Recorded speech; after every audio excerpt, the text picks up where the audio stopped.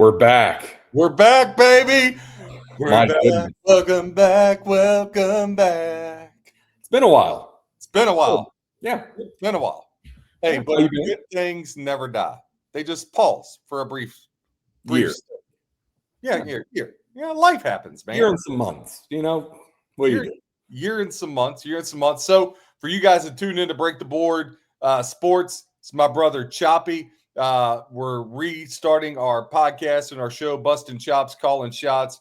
You catch boy AJ on every once in a while where we just cut it up, talk sports, break down, not so much on the handicapping. You get a couple free plays here and there, but mainly just talking sports, cutting it up. So Chop, NFL divisional weekend. That's what we're hitting, right? Let's do it.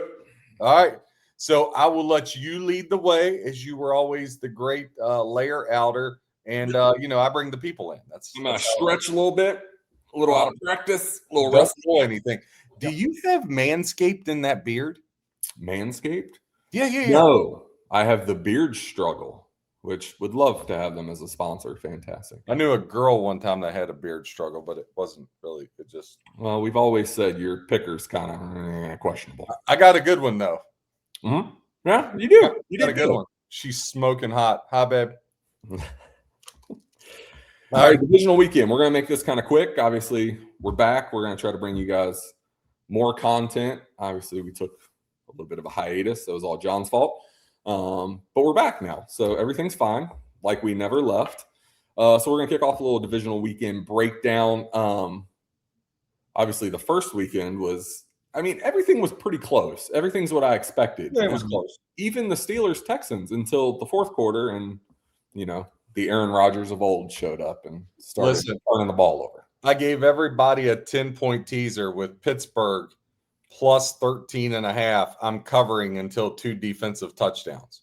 Yeah, I had him plus 16.5, and I felt really good about it. I had him in 2 plays. It was the last play of the weekend. I'm like, everything's going to be fine. Third quarter, I'm like, this is great. It's a 1-point game. And then all of a sudden, just only fitting, though, because nobody other than Phillip Rivers has screwed me over the last 20 years as much as Aaron Rodgers until that Baker Mayfield came along. So Baker Mayfield and Aaron Rodgers, when they retire, it will become the greatest day of my sports handicapping career. Yeah, we've missed so much good content. We didn't get to talk about Grandpa Phillip coming back. Yeah, Phillip. Yeah, Grandpappy. So Bills, Broncos. What are you thinking? I like the Bills here. The Broncos, I feel like, have really, really overachieved this year. And great testament to them. They played really well. Their defense is very good. Their offense can be great, and then it can just disappear for whole games. So I like the Bills. They've been here before. I do think experience in these spots plays a big factor. And I think this Bills team's a little more seasoned. I think this is a close game. I expect 3-4 points here. I don't expect one team to run away. Denver's defense is very, very, very good. So that's going to keep this close. And then both teams, their offenses, if they want to, they can put up points. I do like the Bills here to win a close game.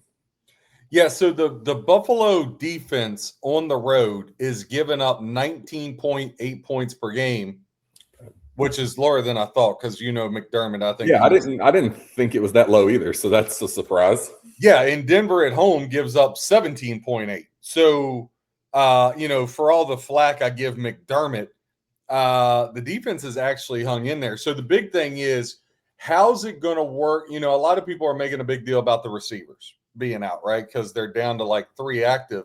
But to me, the 3 that are still active are their 3 best anyway, right? Coleman, Cooks just came on, and Shakir. Yes, Gabe Davis, I get it, but it's not like we're talking about the Gabe Davis from like 3 years ago that would torch Kansas City and keep Buffalo in the game, right? Sure. Now I do think Buffalo has an advantage with Knox and Kincaid. But last week, for sure, an advantage. Absolutely. But last week, Cook was held. Now Jags #1 rush D. Put Cook in his place. If Buffalo can't run the ball, they're cooked. You see what I did there? I did. Yeah, it's very nice. Nice. If Buffalo can't run the ball, they're done. True. They're done.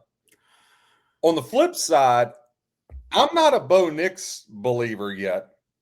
right? I think they're kind of a little lazy.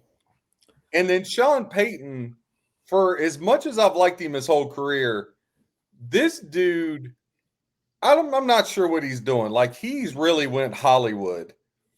And then some of the play calls he makes, I think he thinks Drew Brees is still back there, and it's not.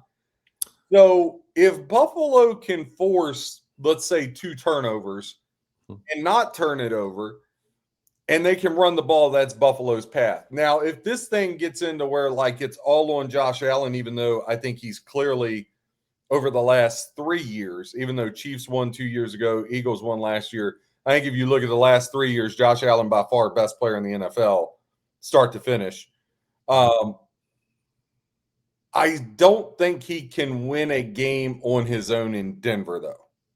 I don't think. Not on his own. He's going to need some help. Now, you do have that factor of Josh Allen just putting him on his back and rolling, and he does have that sometimes. Denver's offense. So the thing I say about them going away for games is the play calling. In a lot of these, three quarters of the most vanilla offense I have ever seen. And then all of a sudden, you finally let Bo Nix go in like the fourth quarter. And Bo Nix is very capable, but I think a lot of times he's shackled a little bit by the play calling and isn't able to really? Shackled, right? A little 50 shades of gray there on Bo Nix. I think he's tied up a little bit by the play calling. So I think if Denver lets him go, Bo Nix is very, very capable of putting up points. And I think the Denver offense has enough pieces to where they can put up points. It's just, what play call are you going to get from Peyton? I mean, we don't know. It's like a box of chocolates. You never know what you're going to get. It might be great. It might suck. So are you of the belief that the Green Bay Packers are a good team? That they're a good team? Yeah. I'd say they're a good team. I think their biggest issue was injuries. I mean, on the defensive side of the ball, a lot of injuries. You lose Micah, that's a big one. They just had a lot of defensive injuries late that plagued them. Now, they didn't have Micah when they played the Broncos. Here's why I'm circling this back to Denver. Yeah. If you look at Denver over their last 10 games, right? Mm-hmm. At Houston, November 2nd, they won 18-15, right? Mm-hmm. And then they put up 34 against the Packers at home with no Micah, won that game 34-26.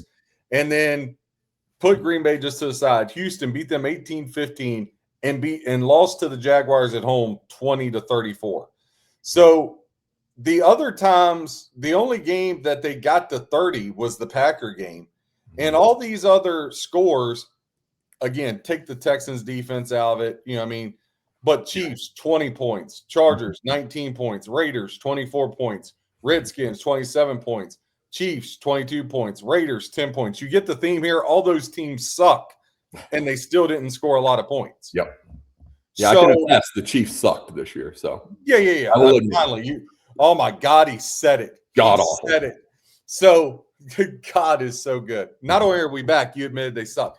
So when I look at that, I'm just like, how good? I know Denver's good. Yeah, but how good is Denver? I guess that's my question. Like that defense, if you're saying that defense had to play Washington and the Chiefs offense that was inept and Mahomes run for his life, obviously we saw the Chargers, how hampered they are. Yeah. The Raiders, I can't even believe they're still allowed to play on TV, right? And Houston, for all things given, we'll get to them in a minute, not the greatest. So, like, I'm just wondering, how good is Denver? I'm not sure. That's the thing. And the thing with Denver, too, is, and you see this sometimes, is a first-round bye going to be a help for them, or is it going to be a hurt for them? And you kind of always wonder that. Some of these teams, a first-round bye is a great thing, right? You get healed up, you get right. Denver, though, where they're a young team, maybe playing may have been a better move for them. Like it might have been a better route. We won't know until the game. I like the Bills' experience in being here. Denver's the new kid on the block. They haven't been in a meaningful playoff game in a long time. And the NFL playoffs is different, right? Bo Nix played in some games in college, but this is a whole different ball game. And Josh Allen has been here. And I do think, I don't know Josh Allen, but I can imagine in his mind, in these playoffs, there's no Mahomes, there's no Burrow. He has to feel that this is his chance to go get one without those other two guys in his way. Great take. And so I think you're going to see Josh Allen, which he always gives everything he has, but I think you're going to see him play like a man possessed because he sees this is maybe the best opportunity. Back to the 50 Shades of Gray, like yeah, for sure. Sign up. I think he's going to see this as his best opportunity to go get him a ring, and I hope he gets one. Even as a Chiefs fan, I would love to see it for the Bills fans. I would love to see it for Josh Allen. I think he's a stand-up guy for him to go get him a ring. And I think he knows this is his best shot to go get one. I'm with you. I'm taking the Bills. I got the Bills in 7-point teasers. Listen, getting the Bills plus 8.5.